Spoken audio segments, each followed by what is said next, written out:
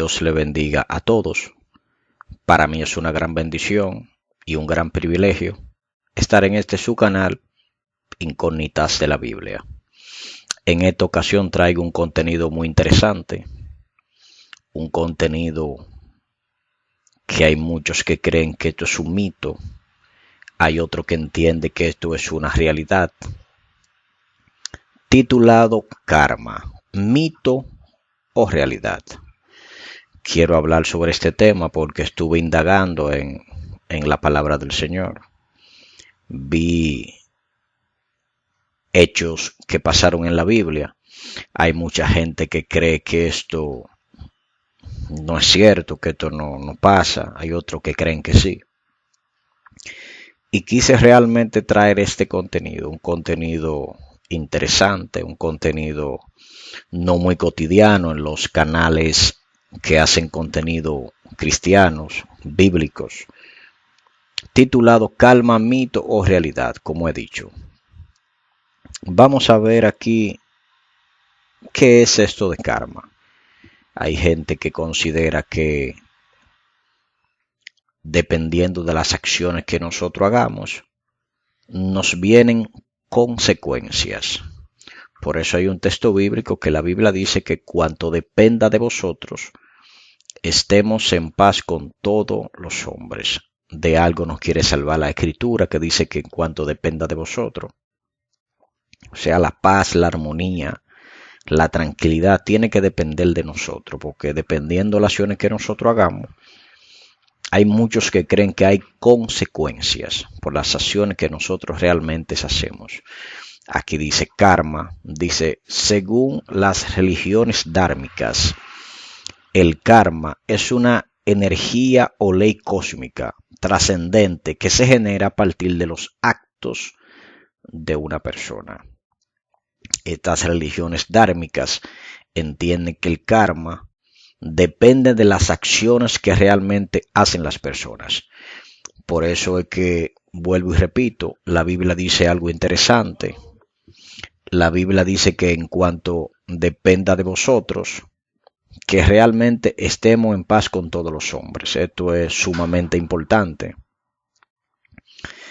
Y por algo la Biblia nos da este consejo, que cuanto dependa de vosotros, estemos en paz con todos los hombres. También aquí dice sobre el karma, dice dharma. Es una palabra sánscrita que significa religión, ley natural, orden social, conducta adecuada o virtud. Se utiliza casi en todas las doctrinas y religiones de origen védico, las religiones dármicas,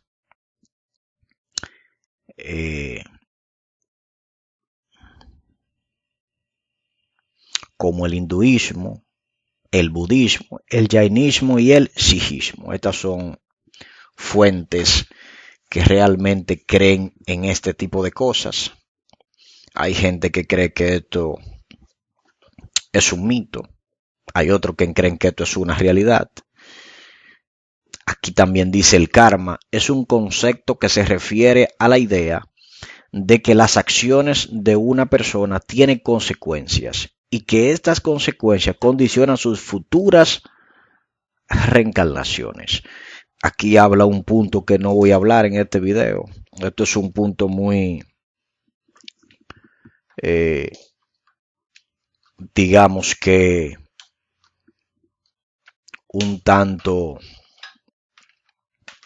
controversial. Hay un texto bíblico que dice que cuando el hombre muera una sola vez, que después de esto viene el juicio. Pero hay otras culturas que creen en este punto de la reencarnación. No voy a hablar sobre esto en este video, solamente voy a hablar de la parte del karma. Posiblemente más adelante haga un contenido hablando sobre esto. Ya hice un video hablando de la reencarnación, si es un mito o una realidad. Y estaré dejando ese video en la descripción sobre la reencarnación. Pero en este video quiero hablar específicamente sobre lo que es el karma, si es un mito o si es una realidad. ¿Cuál es el origen de esta palabra? Dice, la palabra karma proviene del sánscrito y significa acción. En sus orígenes se refería a los sacrificios y las acciones rituales. O sea que el karma viene por asunto de sacrificios. También hay una tal ley del karma que dice: la ley del karma establece que toda acción tiene una reacción y una consecuencia, y que todo lo que se envía al universo volverá a nosotros. O sea, si tú envías mal, si tú te comportas mal, si tú haces mal, hay gente que reconoce y entiende que tú vas a recibir mal. Por eso hay que tener cuenta de las acciones que nosotros realmente realizamos. Hay gente que no le para esto, hay gente que entiende que esto es un cuento de hadas, hay otros que creen que esto tiene cierta veracidad. Por eso es que, como dije aquí, dice, el karma es un concepto que se refiere a la idea de que las acciones de una persona tienen consecuencias. Y aquí en la ley del karma dice que la ley del karma establece que toda acción tiene una reacción y una consecuencia, y que todo lo que se envía al universo se volverá a nosotros. Los que tienen conocimiento de un poco de metafísica saben a lo que se está refiriendo. La metafísica establece que todo lo que uno piensa se manifiesta. Por eso es que hay mucha gente que cree que hay que hacer bien de manera continua para cuando venga una respuesta del universo, del cielo, de Dios, como usted le quiera decir, sean acciones positivas que te devuelvan. Por eso hay gente que hace malas acciones y después le viene su consecuencia. El karma mayormente se habla sobre esto cuando son malas acciones, porque el que le vienen buenas acciones, el que le pasan cosas buenas, nadie se queja por eso. Pero sí hay queja cuando pasan realmente cosas que son, digamos que negativas.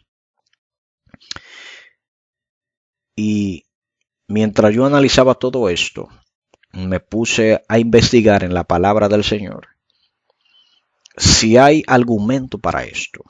La Biblia no menciona la palabra karma, pero hay muchos hechos que ocurrieron en la Biblia que sí verdaderamente demuestra que esto, como dice la ley del karma, que toda acción tiene una reacción y una consecuencia. Entonces yo decidí indagar en la palabra del Señor, buscar fundamentos de acciones que pasaron. La Biblia está llena de muchas acciones que pasaron y solamente yo elegí algunas cuantas, pero la Biblia tiene muchos acontecimientos en donde esto se refleja como que es cierto, en donde esto tiene argumentación bíblica, dependiendo de la óptica y desde cómo tú percibas esto realmente. Hay cosas que no se hablan mucho. Y estos son los temas que a mí precisamente me gusta tocar, los temas que casi no se hablan. Si yo me voy acá en Segunda de Samuel, en su capítulo 11, del verso 1 al verso 10, aquí pasa una acción.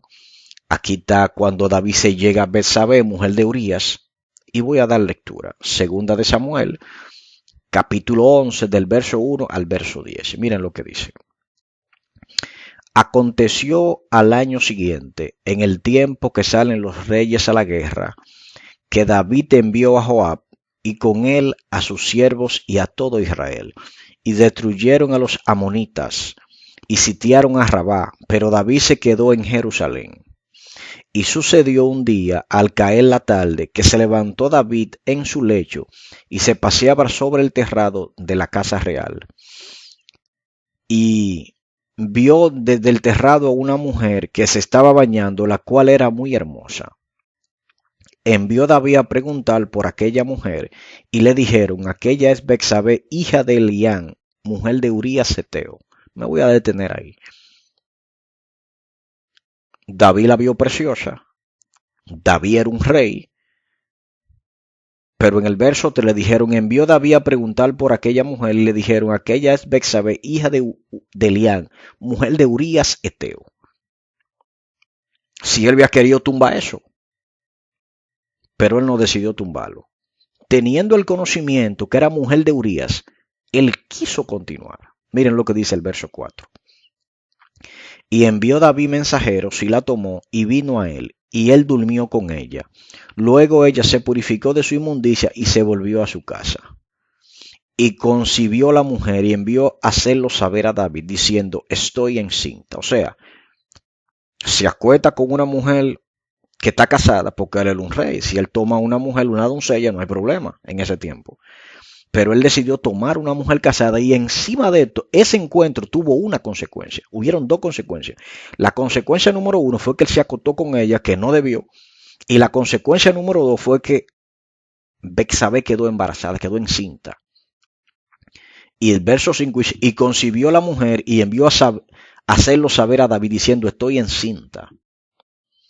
Entonces David envió a decir a Joab, envíame a Urías Eteo, y Joab envió a Urías a David. O sea, ella quedó embarazada y él mandó a buscar a la mujer. Mira lo que dice en el verso 7. Cuando Urías vino a él, David le preguntó por la salud de Joab y por la salud del pueblo y por el estado de la guerra. Después dijo David a Urías, desciende a tu casa y lava tus pies. Y saliendo Urías de la casa del rey, le fue enviado presente de la casa real. El objetivo de David era que él lo enviara a su casa, como era un hombre que estaba en guerra. Lo más natural es que si él fuera a su casa, al tener un tiempo que no estaba con su mujer porque estaba pendiente del asunto de la guerra, era que se llegara a su mujer. Y si Urías se llegaba a su mujer, él se iba a quedar oculto, como que ese hijo era de Urías. Oye, ¿por dónde va la mentalidad de David? Oigan la consecuencia que está haciendo este hombre. Entonces dice el verso 9, mas Urías durmió a la puerta de la casa del rey con todos los siervos de su señor y no descendió a su casa. O sea, las cosas a David no le salieron como él pensaba, porque él esperaba que este hombre se fuera a su casa y se llegara a su mujer, que es lo más natural. Eso era lo que podría pasar. El verso 10 dice, e hicieron saber esto a David, diciendo, Urías no ha descendido a su casa. Y dijo David a Urías, ¿no has venido de camino? ¿Por qué pues no descendiste a tu casa? O sea, David le estaba exigiendo a Urías que por qué no había descendido a su casa. Para que el plan de David cayera como anillo al dedo, como dicen, Urías tenía que irse para su casa. Urías no se fue para su casa. Oigan la fidelidad de este hombre, la fidelidad de Urías. Pero cuando yo me voy a 2 de Samuel, capítulo 11, del verso 14 a 15, aquí David manda a matar a Urías, porque las cosas no salieron como él pensaba y la mujer ya estaba encinta. Y ese hombre estaba en guerra. No había descendido a su casa. Miren lo que dice. 2 de Samuel, capítulo 11, verso 14 y verso 15. Dice, venida la mañana, escribió David a Joab una carta, la cual envió por mano de Urías. O sea, él mandó una carta con el mismo Urías. Y escribió en la carta diciendo, poned a Urías al frente, en lo más recho de la batalla, y retiraos de él, para que sea herido y muera. Oiga por dónde va el plan de David. Como no pudo hacer que él fuera a su casa, mandó una carta con él mismo para que lo mataran. Y que lo pongan en donde estaba la batalla más recia, en donde estaban los hombres más feroces. Pónganlo de ese lado. Y retirado de él para que sea herido y muera, o sea, que no lo protejan. Oiga, ¿dónde va la consecuencia de este hombre? Toma a su mujer, la embaraza, lo manda a buscar, lo manda para su casa. Urías no se va y ahora manda una carta a Joab con él mismo para que lo deje morir, prácticamente, para que lo pongan en la parte más difícil de la batalla y lo deje morir. Todo esto que David hizo trajo una consecuencia. Ese niño no pudo nacer, o sea, ese niño nació, pero después murió. David hizo silicio, David oró a Dios y el niño murió como quiera. Esa fue la primera consecuencia. Y en 2 de Samuel, capítulo 17, del verso 1 al 29, que una historia larga, no la voy a leer, solo voy a comentar. Solamente voy a comentar. Aquí el rey David tiene un hijo que se llama Absalón. Y los que han leído esta historia saben que Absalón estaba persiguiendo a David para matarlo. Miren la consecuencia. Muere el niño. Y al tiempo, su hijo llamado Absalón lo está persiguiendo para matarlo porque quería ser rey. David aún con vida. Ahí fue que más adelante, cuando David ya estaba avanzado en edad, eligieron a Salomón. Pero miran la consecuencia, Dios no le dejó pasar esa. Esto se podría ver como un karma, como una consecuencia de una acción que hizo David que no tuvo correcta. Por eso nosotros tenemos que saber cómo caminamos, cómo actuamos, qué cosas hacemos. Y aunque la Biblia dice que el corazón de David era conforme a Jehová, mira lo que pasó aquí. Mira la consecuencia de las cosas que pasaron. Mira cómo el mismo David no pudo construir el templo, porque la misma Biblia dice que él había derramado mucha sangre inocente y Dios no le permitió construir el templo. Pero aquí Absalón lo persigue y a David no le va bien. Más adelante hay una batalla en donde Absalón muere, los que han leído esa historia, pero yo me quiero concentrar en la consecuencia de lo que realmente hizo David. Mira cómo Absalón lo perseguía, mira cómo se murió el niño y mira cómo mandó a matar a Urías Eteo. Esas fueron las consecuencias. Él tuvo una consecuencia por acostarse con la mujer de Urí y después mandarlo a matar. Esto le trajo una consecuencia de que ese niño no vivió. Aunque después vino Salomón de la relación de ellos, pero David se humilló. Pero aún habiéndose humillado, ya teniendo a un hijo llamado Absalón, este hijo lo perseguía porque quería ser rey. Aún David con vida. Miren dónde vino la consecuencia. También aquí en Primera de Samuel, capítulo 19, a la altura del verso 1, miren lo que dice. Cuando Saúl procuraba matar a David, aquí David todavía no era rey. Aquí el rey era Saúl. Pero Saúl tenía envidia de David porque en una ocasión decían, cuando fueron a una de las guerras, Saúl mató miles y David mató 10,000. Y esto no le gustó al rey Saúl. Entonces el rey Saúl procuraba matar a David, donde David le hizo solamente bien, y cuando venía un espíritu y perturbaba a Saúl, que venía de parte del Señor, David tocaba el arpa y sentía alivio. Pero como David era un hombre que hacía grandes hazañas en el pueblo, todo el mundo veía las acciones que David hacía. Y Saúl como rey, a Saúl no le agradó esto. Inclusive fue David, los que conocen la historia, que mató a Goliat. Y cuando eso Saúl era el rey. Y desde ahí en adelante, David empezó a comer en la mesa de rey. Miren lo que dice aquí. Primera de Samuel, capítulo 19, a la altura del verso 1. Cuando Saúl procura matar a David, miren lo que dice. Habló Saúl a Jonatán su hijo y a todos sus siervos para que matasen a David. Pero Jonatán, hijo de Saúl, amaba a David en gran manera. O sea, había un laxo de amistad, ellos hicieron un pacto. Y Jonatán protegió mucho a David. Y cuando David supo más adelante que mataron a Jonatán, eso fue de gran dolor para David, que ya era rey. Pero miren acá lo que dice en Primera de Samuel, capítulo 31, a la altura del verso 1 al verso 5. Miren lo que dice. Cuando Saúl procura matar a David.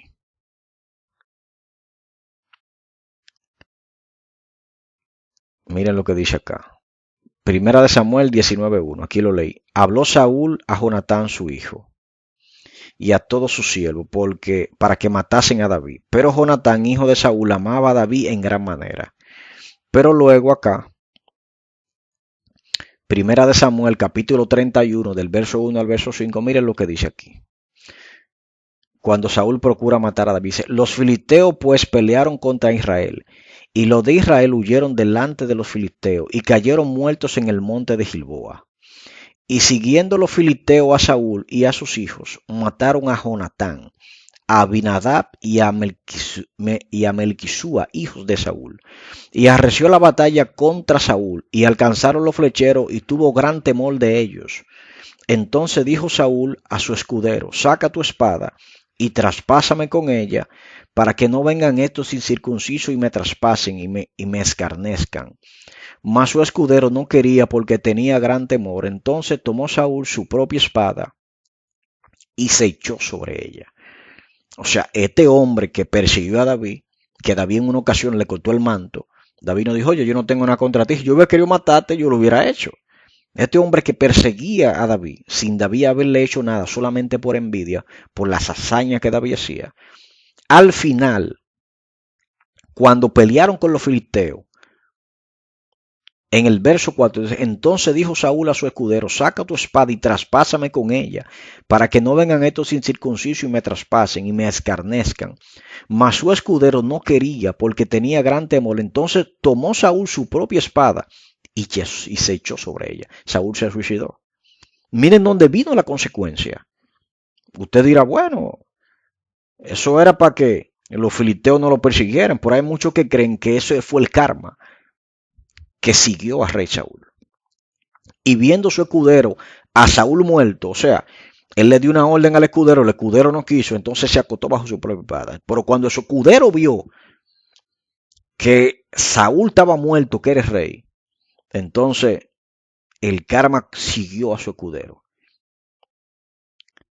Él también se echó sobre su espada y murió con él. Miren la consecuencia acá, amado. Usted puede ver esto como usted entienda. Por eso es que tenemos que saber qué hacemos, porque la verdad sale a la luz en cualquier momento. Aquí mira la consecuencia de David cuando se acostó con Betsabé, pero mira aquí la consecuencia de Saúl antes de David ser rey. Aquí hay consecuencia, amado. Por esto tenemos que tener muy pendiente. El mismo Moisés también tuvo consecuencias. Todos conocen la vida de Moisés realmente.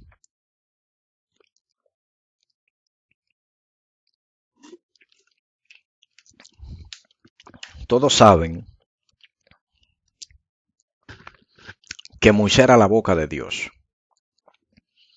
Todo el mundo sabe, lo que han leído el Antiguo Testamento, que Moisés era el único profeta que hablaba cara a cara con Dios cuando los hijos de Israel salieron de Egipto. Él era el profeta con el que Dios hablaba en ese momento. Y mira lo que dice acá. Números capítulo 20 del verso 1 al verso 11. Miren lo que dice. Llegaron los hijos de Israel, toda la congregación al desierto de Sin, en el mes primero, y acampó el pueblo en Cades, y allí murió María, y allí fue sepultada.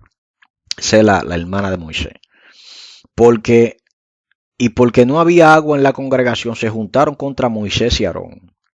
Y habló el pueblo contra Moisés, diciendo, ojalá hubiéramos muerto cuando perecieron nuestros hermanos delante de Jehová. ¿Por qué hiciste venir la congregación de Jehová a este desierto para que moramos aquí nosotros y nuestras bestias? ¿Y por qué nos has hecho subir de Egipto para traernos a este lugar? No es lugar de cementera, de higueras, de viñas, ni de granada, ni aun de agua para beber. Se estaban quejando. Un pueblo terco.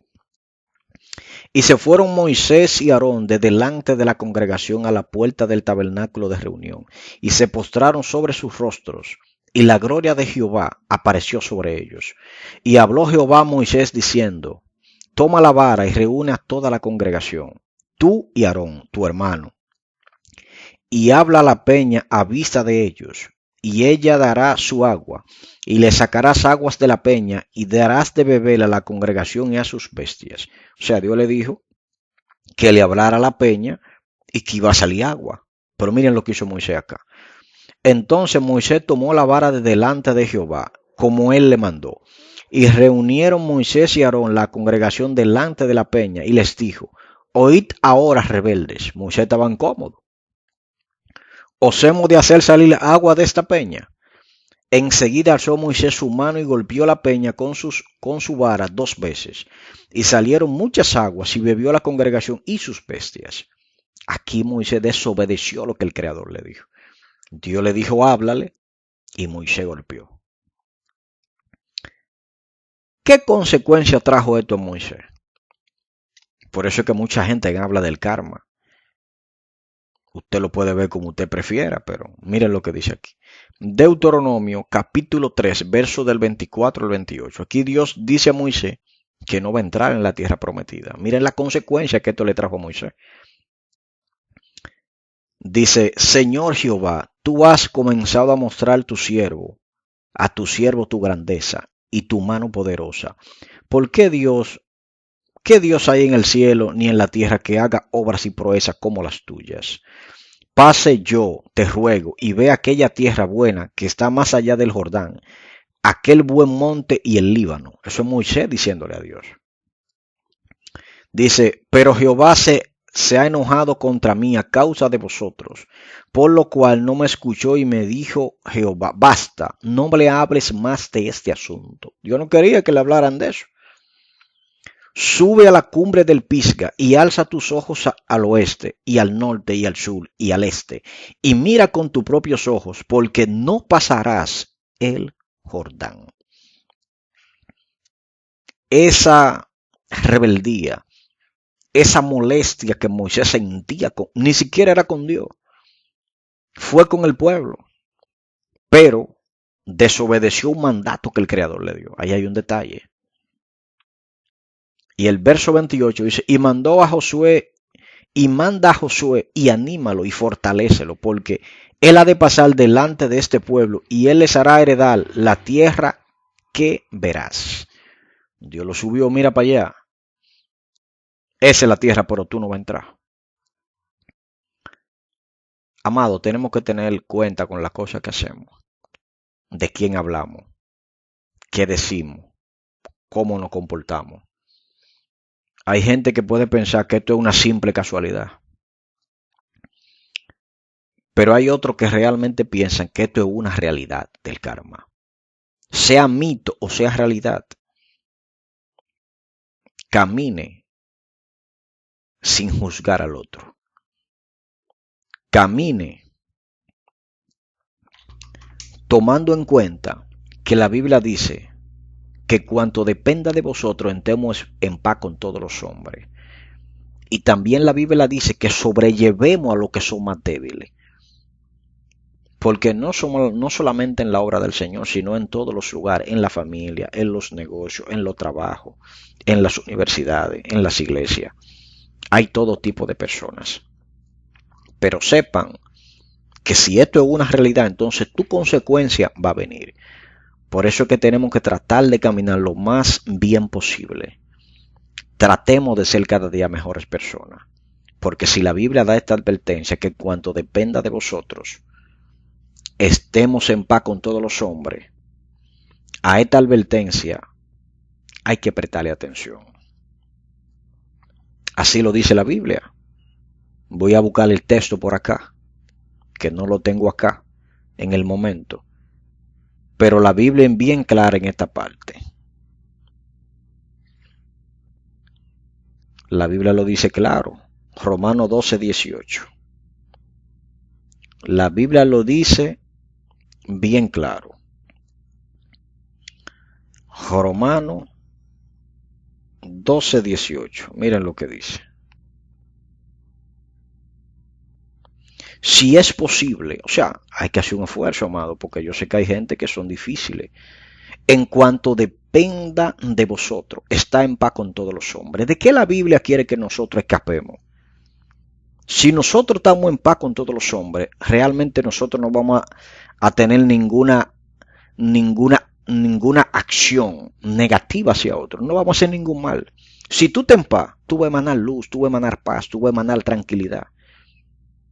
Por eso, amado, a veces nosotros viendo tanta diferencia entre las religiones, tanta diferencia entre doctrinas, en vez de nosotros estar en paz, lo que nosotros estamos en guerra continua con la gente que son de otro grupo, e inclusive entre nosotros mismos perteneciendo a un mismo grupo religioso, amado. Por eso, agarremos este consejo. Y en cuanto dependa de vosotros, realmente estemos en paz con todos los hombres. Para que si esto es un mito o una realidad, no nos alcance. Lo voy a dejar hasta acá. Espero que este tema sobre el karma, mito o realidad haya sido de gran provecho. Si no te has suscrito al canal, suscríbete, activa la campanita para que te puedan llegar todas las notificaciones. Si tú tienes una opinión diferente o una opinión a favor o en contra sobre esto, con respeto pon tu opinión en la caja de comentarios. Nos veremos en un próximo video, si Dios lo permite. Que Dios le bendiga y que Dios le guarde.